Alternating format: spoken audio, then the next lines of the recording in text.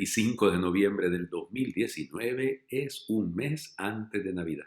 Exactamente. En un mes estaremos en el día de la Navidad, solo que evidentemente tenemos que terminar esta semana, 34ª del tiempo ordinario, y es lunes de la 34ª semana del tiempo ordinario. Nos quedan estos 6 días para terminar este año litúrgico completamente. Luego tendremos el tiempo del Adviento y en un mes llegaremos al día de la Navidad, para que vean ustedes cómo va el tiempo y hay que aprovecharlo muy, pero muy bien. Es la última semana de noviembre, la última semana del tiempo ordinario.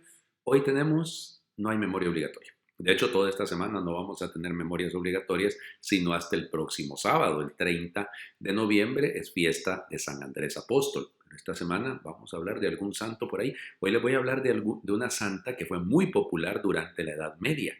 Se trata de Santa Catalina de Alejandría. El problema es que algunos dicen que no es histórica, que lo que hacen con ella es una figura en comparación con Hipatia de Alejandría, aquella famosa filósofa matemática que, según cuenta alguna leyenda, fue asesinada por una turba de cristianos fanáticos. Y entonces, como a esta Catalina o Catarina, en algunas partes aparece con el nombre de Catarina, ¿cómo se llama?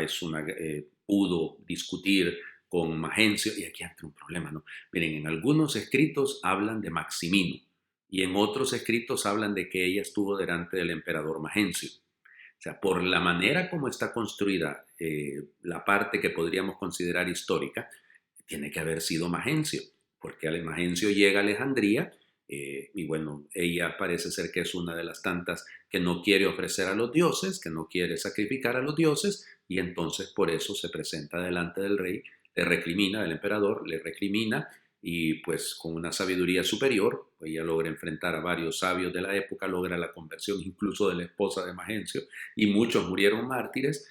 Ahí empieza ya la tradición un poco más legendaria, digámoslo así, que va contando un montón de elementos sobre su muerte, que la pusieron sobre una rueda, y por eso siempre se le representa así, con una rueda a la par, y entonces que en el momento en el que la iban a subir en la rueda para matarla, se quebró la rueda.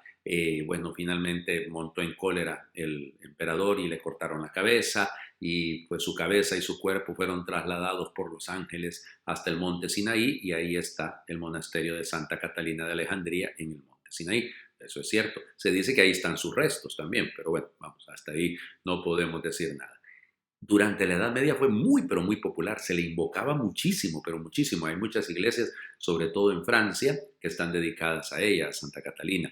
Luego, con la reforma del concilio en 1961-62, cuando se revisa toda la lista de los santos, pues ella fue excluida en el sentido, está todavía como memoria libre, pero ya no como memoria obligatoria, que lo fue durante muchísimo tiempo. Pero ya ven, o sea, la figura, a mí lo que me encanta es pensar en una mujer. Es que ese es el detalle, ¿no? El sexo débil. ¿Cuál sexo débil con las mujeres? No, hombre, al contrario, si es que son de armas tomar, son valientes, y no es que se vuelvan hombres. Eso es un feminismo muy patas arriba, ¿verdad? No, no, no. Es que realmente la feminidad tiene esa característica, poder enfrentar. Bueno, vamos a las lecturas del día de hoy. Ay, Dios mío. Comenzamos a leer el libro del profeta Daniel. Recuerden que esta es una construcción, esta es una relectura de toda la historia de Israel, pasando desde el momento del destierro en Babilonia, y por eso hoy escuchamos del capítulo primero la historia de Daniel con Nabucodonosor.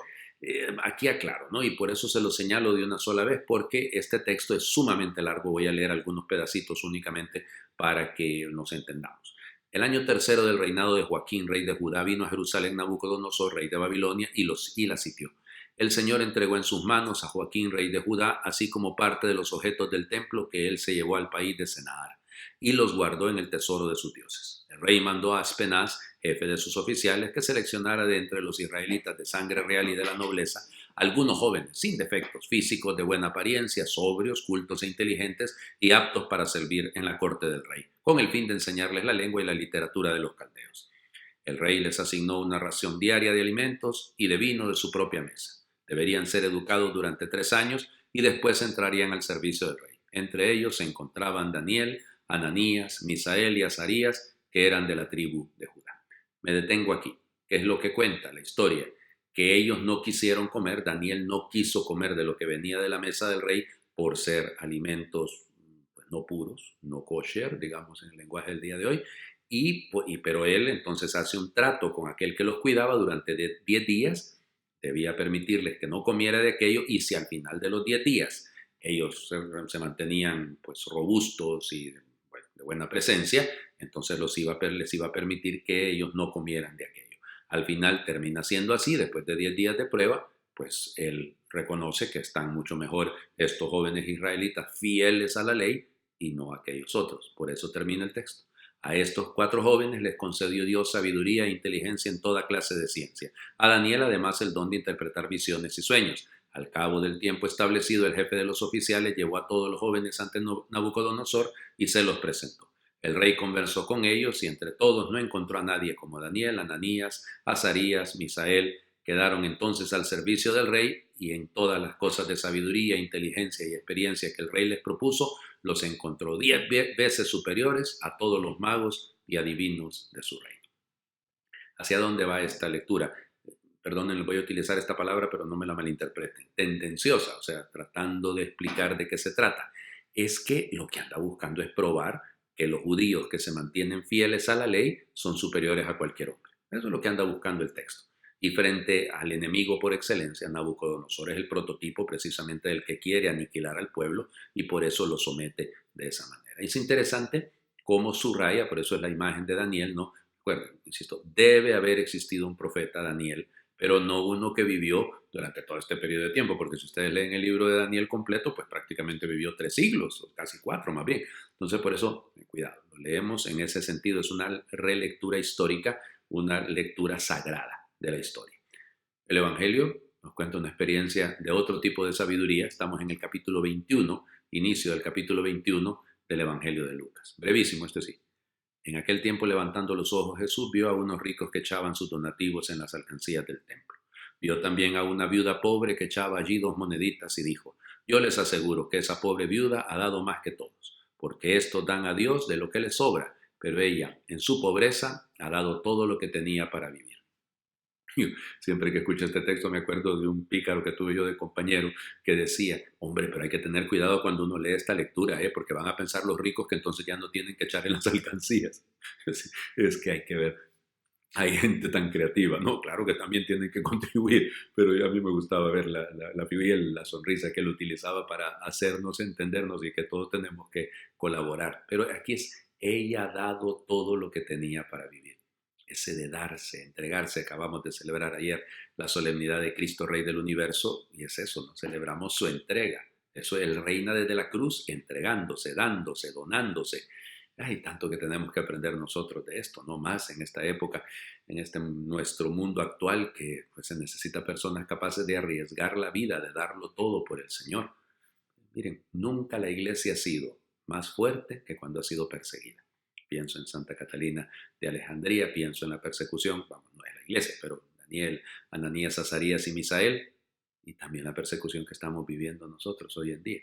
Aprendamos a la viuda, hay que darlo todo. No es que ella dio menos que los ricos, es la actitud con la que se da, es la actitud con la que nos damos, esa es la que cuenta. Les invito, fíjense que esta oración que voy a compartirles el día de hoy me la encontré en una página muy interesante y es la oración que ellos usan para el inicio del Santo Rosario. Entonces me gustó pedirle al Señor que nos permita entregarnos, que nos ayude a entregarnos. Mi Dios y mi Señor, deseo fervientemente dedicarte estos momentos de mi tiempo. Apacigua mi corazón, ayúdame a abandonarme totalmente a ti, no permitas que sean vacías mis palabras, deja que cada una de ellas pronuncie sea un paso que me acerque más a ti. Ilumina mi mente y abre mi corazón para que tu palabra crezca en mi interior como semilla de fe, esperanza y amor. Que crezca en mí como lo hizo en el seno inmaculado de la Virgen María, una vez que ella, llena de humildad, aceptó ser la esclava del Señor. Ayúdame a mí también a entregarme a ti y a ser tu esclavo fiel. Creo en ti, Padre, en tu Hijo y en tu Espíritu Santo. Amén. Que Dios les bendiga.